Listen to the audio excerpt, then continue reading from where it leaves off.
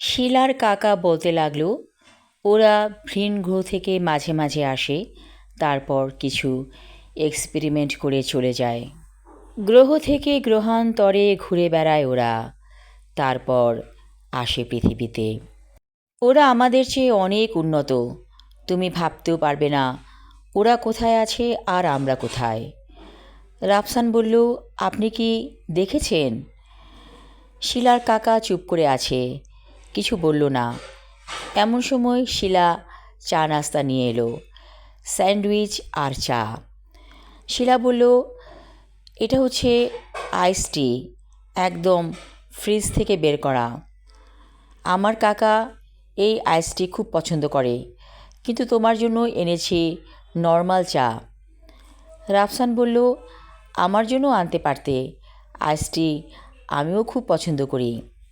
শিলা বলল, ঠিক আছে, কিছু চা অবশিষ্ট আছে, সেটা আমি ফ্রিজে রেখে আসছি। এই বলে চলে গেল শিলা। রাফসান বলল, কই, বললেন না তো আপনার সাথে কি ওদের দেখা হয়েছে? আর কি করেই বা জানলেন ভিন গ্রহের মানুষের সাথে আমার দেখা হয়েছিল?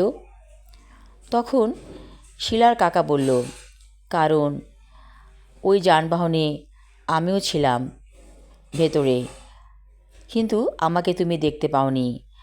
আমি তোমাকে দেখেছি। আর তুমি যে শিলার বন্ধু, এ কথাও আমি জানি। কেমন করে জানি সেটা নাইবা জিজ্ঞেস করলে।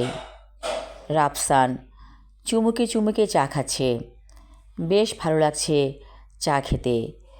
মনে মনে ভাবে রাফসান, আসলে শিলার হাতের চা চমৎকার। রাফসানের কাকা বলল, আমিও একটা প্রজেক্ট হাতে নিয়েছি, কিন্তু আমার একটা হার্ট অ্যাটাক হয়েছে, হয়তো বেশি দিন পৃথিবীতে নেই। আমি আমার সমস্ত কাজ তোমাকে দিয়ে যেতে চাই, অর্থাৎ দায়িত্ব। তুমি ভিন গ্রহের মানুষের সাথে যোগাযোগ করবে। ওরা তো তোমাকে কোড নাম্বার বলেছে, তাই না? আমাকেও একই কোড দিয়েছিল। এই কোড নাম্বারে ওদের সাথে যোগাযোগ করবে। একসময় তুমি অনেক কিছু জেনে যাবে। কি, রাজি তো? রাফসানের কাছে সব কিছু রহস্যময় লাগছে। বলল, আমি রাজি। এমন সময় শিলা এসে বলল, তোমার চা ফ্রিজে রেখেছি, 20 মিনিট পরে একেবারেই ঠান্ডা হয়ে যাবে। রাফসান বলল, ঠিক আছে।